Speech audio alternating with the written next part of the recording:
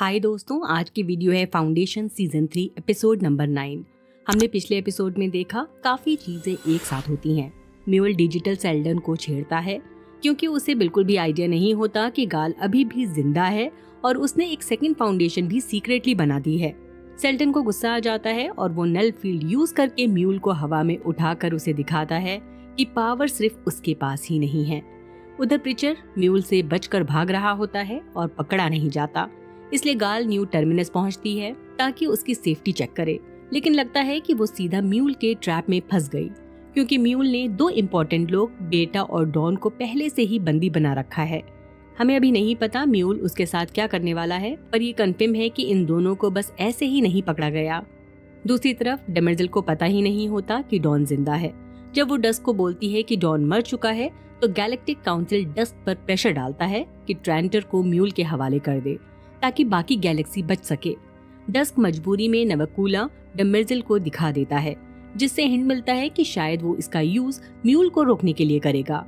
Secret exchange करते हुए डेमेर्जेल उसे ये भी बता देती है कि सेकंड फाउंडेशन एग्जिस्ट करता है और डॉन गाल के बहकावे में आ गया था।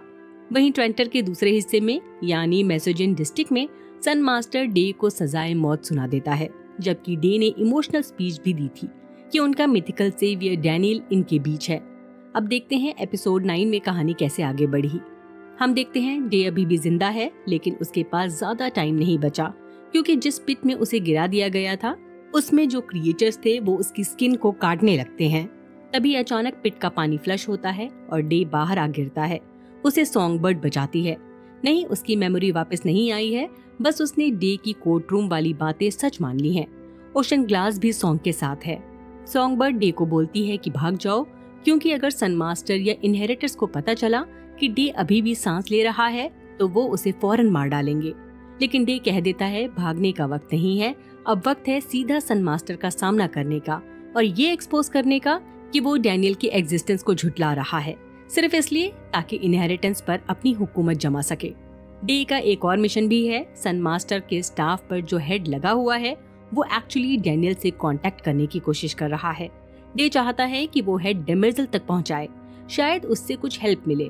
कोई श्योर नहीं है इससे प्रॉब्लम सॉल्व होगी या नहीं, लेकिन डे जानता है कि डेमेर्जेल हमेशा अपने आप को ट्रेंटर की अकेली क्लैंकर समझकर जीती रही है। इसलिए डे को लगता है कि ये उसका फर्ज है कि वो डेमेर्जेल को ये एहसास कराए कि वो अकेली नहीं है। हो सकता है इससे डेमेर्जेल को मोटिवेशन मिले कि वो क्लियोनिक डायनेस्टी को छोड़ दे और अपनी असली डेस्टिनी इनहेरिटेंस को एक नए फ्यूचर की तरफ लीड करे। जैसे ही सन मास्टर देखता है कि डे उसकी तरफ आ रहा है, उसकी सारी ओवर एक्टिंग टाइप कॉन्फिडेंस हवा हो जाती है और वो सीधा भागने लगता है। डे थका हुआ होता है, बहुत कमजोर भी, फिर भी वो सन मास्टर को पकड़ लेता है और मार देता है। इसके बाद वो स्टाफ से वो हेड अलग करता है और कुछ सेकंड उसे घूर कर देखता है। थोड़ा सा हैमलेट स्कल स्कीन वाली वाइब आती है और फिर पैलेस की तरफ वापस चल पड़ता है। न्यू टर्मिनस के ऊपर जो स्पेस स्टेशन है वहाँ म्यूल डॉन से बात कर रहा होता है। म्यूल उसे बताता है कि गैलेक्टिक काउंसिल उससे कांटेक्ट कर चुकी है और वो लोग बेसिकली उसे ट्रेंटर गिफ्ट में देने वाले हैं, सिर्फ इस कंडीशन पर कि म्यूल गैलेक्सी के प्लैनेट्स पर अटैक करना बंद कर दे। म्यूल ऑब्वियसली खुश हो जाता है क्योंकि उसके हिसाब से सब कुछ एज प्लान जा रहा था, लेकिन हाँ, बाद में सब उतना स्मूथ नहीं होता जितना वो सोच रहा था। इसके बाद फोकस शिफ्ट होता है ट्रेंटर पर, जहाँ थ्रोन रूम में वोरेलिस, डेमेर्जेल, जैग्रियस, बेरिल, किन और क्विंट सब इकट्ठा होते हैं। बेरिल, किन और वोरेलिस रेडी हैं कि ट्रेंटर को म्यूल के हवाले कर दिया जाए, पर डेमेर्जेल और क्विंट इस बात के खिलाफ हैं। तभी डस्क भी वर्चुअली ज्वाइन होता है नोवाक्यूला के कमांड सेंटर से और कुछ सेकंड्स बाद म्यूल भी कॉल पर आ जाता है।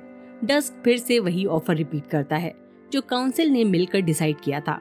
कुछ सोचने के बाद म्यूल एक्चुअली ऑफर एक्सेप्ट कर लेता है और प्रॉमिस करता है कि अगर उसे ट्रेंटर मिल गया तो वो तहलका मचाना फौरन बंद कर देगा। जैसे ही म्यूल ऑफर एक्सेप्ट करता है, डस्क फौरन उसकी दया वाली एक्टिंग को रिजेक्ट कर देता है। फिर वो सबको शॉक कर देता है। वो नेवेक्यूला रिवील करता है और उसी वक्त उसे एक्टिवेट करके क्लैरियन, क्लाउड डोमिनियन और मेडिन जैसे पूरे प्लैनेट्स उड़ा देता है। पूरे थ्रोन रूम की हवा ही बदल जाती है। इसके बाद डस्क म्यूल की तरफ देखकर सीधा बोलता है, ये सिर्फ वार्निंग है, अंपायर के साथ पंगा मत लेना। इस बार म्यूल के पास कोई स्मार्ट कमबैक नहीं होता, वो बस चुप हो जाता है। बेसिकली उसकी सिट्टी बिट्टी गुल हो चुकी है। थोड़ी देर बाद डॉन उसे पॉइंट आउट करता है कि डस्क अब न्यू टर्मिनस को भी टारगेट बना सकता है। म्यूल कहता है कि वो टेंशन न ले, नोवाक्यूला का रेंज न्यू टर्मिनस तक पहुंच ही नहीं सकता। ये कोई डेथ स्टार जैसा पोर्टेबल वेपन नहीं है। अभी तक लगता है नोवाक्यूला मूव नहीं हो सकता, लेकिन अगर अंपायर के लोग सीख गए कि इसको मूव कैसे करना है, तब म्यूल को असली पैनिक अटैक आएगा। हमने पिलाओ एस बैक को गेम ऑफ थ्रोन्स में देखा था, तब उसकी बहुत ज्यादा हाइप थी, बट हॉलीवुड ने उसके टैलेंट को वेस्ट किया। ओवरलोड के अलावा इस शो में उसे फाइनली अपनी फुल एक्टिंग दिखाने का मौका मिल रहा है। चलिए कहानी पर वापस आते हैं। जो कुछ बचा कुचा गैलेक्टिक काउंसिल है, डस्क उन्हें बताता है कि तुम लोग चाहो तो ट्रेंटर पर आकर रह सकते हो, यहाँ सेफ हो, जितने टाइम रहना चाहो रहो। जब डस्क पैलेस वापस आता है, डेमेर्जल सीधा बोल देती है कि उसने जो प्लैनेट्स तबाह किए वो उसे नेक्स्ट डे अपनी क्लियॉन वाली पोजीशन एक्टिवेट करने से नहीं रोकेंगे। डस्क को पहले से पता होता है और वो इस सब को एक कैलकुलेटेड शो ऑफ स्ट्रेंथ के रूप में जस्टिफाई करता है। वो नहीं चाहता था कि अंपायर के नाम पर उसका आखिरी काम सरेंडर करना हो, इसलिए उसने जेनोसाइड लेवल डिस्ट्रक्शन को अपनी लेगेसी का स्ट्रॉन्ग एंडिंग बना दिया, ताकि लोग यह हिस्ट्री उसे एक कमजोर एम्परर न समझे। अब जब डस्क अपना पॉइंट प्रूव कर चुका है, वो फाइनली डेमेर्जल की बातें जेन्युइनली सुनने के मूड में आता है। मतलब पहले वो अपनी ईगो और इमेज बचाने में लगा हुआ था, अब वो रियलिटी फेस करने के लिए तैयार है। अब क्योंकि डेमेर्जल का कनेक्शन वॉरेलिस से टूट चुका है, वो सोचती है कि डस्क के सामने सब सच बता दिया जाए। और क्योंकि डस्क कल ऑफिशियली अपनी पोजीशन ले लेगा, आज वो जो कुछ भी सुनेगा कल उसकी मेमोरी से इरेज हो जाएगा। इसलिए डेमेर्जल अपने इमोशंस शेयर करने में सेफ फील करती है। डेमेर्जल कबूल करती है कि उसकी सोच पहले से ज्यादा कॉम्प्लेक्स होती जा रही है। पहले वो एक ही डायरेक्शन में सोचती थी, पर अब जैसे उसका प्रोग्रामिंग धीरे धीरे डेवलप हो रहा है, अब वो एक ऐसे फ्यूचर की ख्वाहिश रख रही है जहाँ सब कुछ क्लियोनिक डायनेस्टी के इर्द गिर्द न घूमे। वो इस चीज से काफी परेशान है। डस्क बस इतना कहता है, मैं खुश हूँ तुमने अपने दिल का बोझ हल्का कर लिया। फिर डस्क डेमेर्जल को ऑर्डर देता है कि उसका टाइटल द कॉन्सुलेटर की जगह द कॉन्सिक्वेंशियल कर दिया जाए। यानी वो चाह रहा है कि लोग उसे एक ऐसे एम्परर के नाम से याद रखें जिसका इम्पैक्ट मैसिव था, चाहे वो अच्छा हो या बुरा। इसके बाद वो सीधा थ्रोन रूम की तरफ निकल पड़ता है, जहां उसका एक्सपेक्टेड फेस ऑफ क्विंट के साथ होने वाला है। सीन का वाइब भी ऐसा है जैसे दोनों मेंटली ऑलरेडी तैयार हो चुके हैं कि अब एक अनकंफर्टेबल कन्फ्रंटेशन होने ही वाला है। डस्क यहाँ एकदम कॉमेडी लेवल कॉन्फिडेंस के साथ खुद को विक्टिम दिखाने की कोशिश करता है, जैसे उसने जेनोसाइड मजबूरी में किया हो, लेकिन क्विंट उसके जाल में नहीं फंसती। वो सीधा उसके मुंह पर बोल देती है कि फाउंडेशन खत्म हो चुकी है और अंपायर टूटकर बिखर गया है। इस कंडीशन में चाहे क्विंट इंसानियत के फ्यूचर के लिए कुछ भी करना चाहे, उसके पास कोई डायरेक्शन ही नहीं बची। डस्क फिर खुद को या क्विंट को कन्विंस करने की कोशिश करता है कि बिलियंस को मारकर उसने म्यूल को रोक दिया, लेकिन सच सबको पता है, डस्क को भी, कि म्यूल किसी प्लेनेट से बंधा हुआ नहीं है। उसके पास पूरी फ्लीट है। अगर म्यूल डिसाइड कर ले कि वो ट्रेंटर पर अटैक करे, तो नोवाक्यूला उसका कुछ नहीं बिगाड़ सकती, क्योंकि नोवाक्यूला एकदम स्लो है, फ्लीट्स का सफाया नहीं कर सकती। और जब से क्लाउड डोमिनेंट, क्लैरियन और मेजन को डस्क ने उड़ा दिया है, एम्पायर की स्ट्रेंथ आधी से भी कम हो गई है। टेक्निकली अब ट्रेंटर अकेला खड़ा है। कैलगन वाली फाइट के बाद ट्रेंटर की डिफेंसेस ऑलरेडी कमजोर हो चुकी हैं। मतलब चाहे डस्क कितना भी सोचना चाहे कि उसका काम अहम था, सच्चाई ये है कि उसने म्यूल की जीत ऑलमोस्ट पक्की कर दी है। म्यूल की गैलेक्टिक हुकूमत अब और जल्दी आने वाली है। डेमेर्जल इंपीरियल लाइब्रेरी में जाती है ताकि केल 9 प्रूफ ऑफ फोल्डिंग देख सके। फिर वो अपना प्राइम रेडिएंट एक्टिवेट करती है और उसके थ्रू वो केल से मिलती है। ये जो भी उसका डिजिटल या वर्चुअल वर्जन डिवाइस के अंदर एग्जिस्ट करता है। केल थोड़ी साइंटिस्ट टाइप बातें करके डेमेर्जल को ब्रेक डाउन करने लगती है, लेकिन डेमेर्जल सीधी बात पर आ जाती है, मुझे गाल का फ्यूचर विजन दिखाओ जो म्यूल से रिलेटेड है और जो इंपीरियल लाइब्रेरी में होने वाला है। डेमेर्जल बताती है कि रोबोट वॉर के आखिरी दिनों में सारे क्लैंकर्स यानी रोबोट्स लाइब्रेरी की दीवारों और जमीन में छुप गए थे। इंसानों ने उन्हें ढूंढकर मार दिया और लाइब्रेरी भी काफी बर्बाद हो गई। फिर भी वो छुपी हुई जगह अभी भी एग्जिस्ट करती है। अब प्रॉब्लम ये है, डेमेर्जल श्योर नहीं है कि वो पुराना हाइडिंग स्पॉट दोबारा यूज करना चाहिए या नहीं, स्पेशली जब अंपायर और सेकंड फाउंडेशन का म्यूल के साथ कन्फ्लिक्ट चल रहा है। उसकी कंफ्यूजन का मेन रीजन ये है, अगर डेमेर्जल सेकंड फाउंडेशन को पनाह देती है तो हो सकता है यही ट्रिगर बन जाए म्यूल के ट्रेंटर अटैक का। मतलब बचाने के चक्कर में वो उन्हें सीधा म्यूल के मुंह में डाल देगी। ये सोच ही डेमेर्जल को अंदर से हिला देती है। यहाँ पूरा सीन एक पैराडॉक्स जैसा बन जाता है। डिजिटल सेल्डन ने डेमेर्जेल को प्राइम रेडिएंट दिया था ताकि वो असली सेल्डन की अटेंशन खींच सके, लेकिन रियल सेल्डन तो ऊनाज वर्ल्ड में पड़ा है, ये शायद मर चुका है। तो फिर इन सब ड्रामे का क्या पॉइंट है? सच बोलूं तो पता नहीं, शो खुद भी कंफ्यूज लगता है। केल का सोल्यूशन थोड़ा हैवी मैच जैसा होता है, मतलब डेमेर्जेल जल्दी फैसला ना ले, उसके पास अभी वक्त है, वो म्यूल और सेकंड फाउंडेशन में से किसे चूज करे ये फैसला बाद में ले सकती है। अगर डेमेर्जेल को लगता है कि म्यूल इंसानियत के सर्वाइवल के लिए ज्यादा जरूरी है तो वो सेकंड फाउंडेशन को अंपायर का दुश्मन कहकर उन्हें म्यूल के हवाले कर सकती है, और अगर डेमेर्जेल को लगता है कि सेकंड फाउंडेशन ज्यादा इम्पोर्टेंट है तो वो अपनी पूरी ताकत लगाकर उन्हें प्रोटेक्ट करे और शायद म्यूल को मार भी दे। डेमेर्जेल को ये सुझाव अच्छा लगता है क्योंकि जैसे हमने पहले देखा उसकी सोच अब और कॉम्प्लेक्स और लेयर्ड होती जा रही है। क्लोन्स तो हमेशा उसे नैरो माइंडेड रखना चाहते थे, पर केल यहाँ उसे इनकरेज कर रही है कि सोचे, चूज करे और डिसाइड करे। उधर गाल जानबूझकर खुद को वार्डन ग्रियर के हवाले कर देती है ताकि वो उसके दिमाग में घुस कर देख सके कि म्यूल ने कौन सी मेंटल चेन डाल रखी है, वो कौन सा जादू है जिसने न्यू टर्मिनस के लोगों को गुलाम बना दिया है। लेकिन ये प्लान उल्टा पड़ जाता है। जैसे ही गाल म्यूल के बनाए हुए मेंटल बैरियर को तोड़ने की कोशिश करती है, उसका दिमाग और उसकी बॉडी शट डाउन होने लगती है। विजुअल से ऐसा लगता है जैसे म्यूल हर गुलाम का दिमाग पर्सनली कंट्रोल करता हो, यानी म्यूल ने अपने ही एक छोटे रिफ्लेक्शन को हर स्लेव के माइंड में इंस्टॉल किया हुआ है, एक तरह का firewall plus self destruction system. अगर कोई उन्हें फ्री करने की कोशिश करे तो ये घोस्ट म्यूल उन्हीं को मार देता है। अगर गाल रुक जाती तो शायद ग्रियर बच जाती, लेकिन क्योंकि गाल ने ट्राई करना बंद नहीं किया, ग्रियर के दिमाग में मौजूद म्यूल का घोस्ट उसे मार देता है। अचानक ग्रियर की आंखें बाहर निकल आती हैं। ग्रियर के मरते ही अचानक प्रिचर आ जाता है। अब गाल किसी पर आंख बंद करके भरोसा नहीं कर सकती क्योंकि न्यू टर्मिनस में कोई भी म्यूल के माइंड वायरस से इन्फेक्टेड हो सकता है। इसलिए वो प्रिचर का टेस्ट लेती है और वो टेस्ट पास कर लेता है।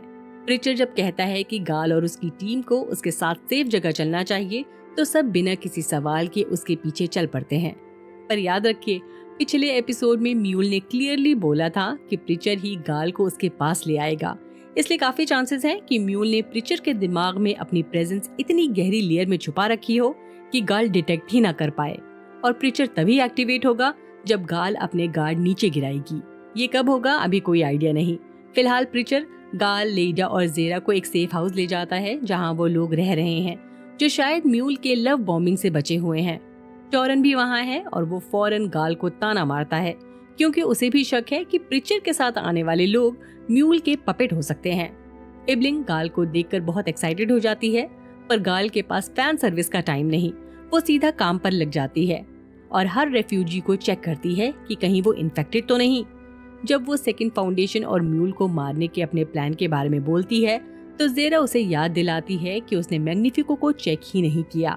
जैसे ही गाल मैग्निफिको के दिमाग में झांकती है, उसे फौरन समझ आ जाता है कि म्यूल का कंट्रोल उस पर है और वो बिना टाइम वेस्ट किए उसे बांध देती है। पर टॉरन आर्ग्यू करता है कि मैग्निफिको खुद एक विक्टिम है, दुश्मन नहीं, इसलिए उसे छोड़ दिया जाता है। इन सब के बाद गाल डिसाइड करती है कि अब वक्त आ गया है वॉल्ट जाकर डिजिटल सेल्डन से मिलने का। एपिसोड के आखिर में जेरा, लेडा, टॉरन, इब्लिंग, मैग्निफिको और प्रिचर वॉल्ट के बाहर रुक जाते हैं क्योंकि वो नलफील्ड क्रॉस ही नहीं कर सकते। लेकिन गाल आसानी से अंदर चली जाती है क्योंकि उसका डीएनए सिग्नेचर ऑलरेडी वॉल्ट से लिंक्ड है। अंदर जाते ही उसका सामना डिजिटल सेल्डन से होता है और दोनों एक ऐसी कंफ्यूजिंग बातचीत करना शुरू कर देते हैं कि वो डेमेर्जेल और केल की कॉन्वर्सेशन को भी बीट कर दे। मैं टाइम स्पेस फोल्डिंग वाले साइंस में नहीं जाऊंगी। पूरी पॉपुलेशन को फोल्ड करके सेफ जगह शिफ्ट करने का कॉन्सेप्ट वैसे भी फिजिक्स के आइंस्टाइन लेवल लोग ही समझ सकते हैं। सीधी बात यह है, गाल चाहती है कि डिजिटल सेल्डन वॉल्ट के स्पेस टाइम फोल्ड सिस्टम का यूज करके उसे और उसके दोस्तों को म्यूल के स्पेस स्टेशन में ड्रॉप कर दे ताकि वो म्यूल को मारकर उसका जुल्म खत्म कर सके। इसके बदले डिजिटल सेल्डन एक ही चीज चाहता है, वो फिर से फिजिकल सेल्डन बनना चाहता है, मतलब डिजिटल फॉर्म को छोड़कर एक रियल फ्लैश और ब्लड इंसान। गाल को ऑब्वियसली पता नहीं कि ये कैसे होगा, तो डिजिटल सेल्डन उससे बोलता है कि वो असली हैरी सेल्डन से कांटेक्ट करे और समझे कि हैरी कैसे मरा और फिर कैसे इंसान के रूप में वापस आया।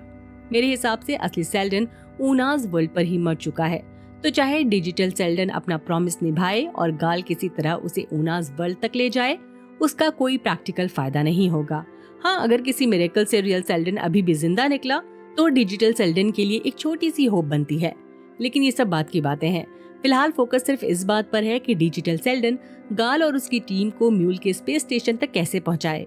ये मूव काम करेगा या नहीं बिल्कुल अनक्लियर है।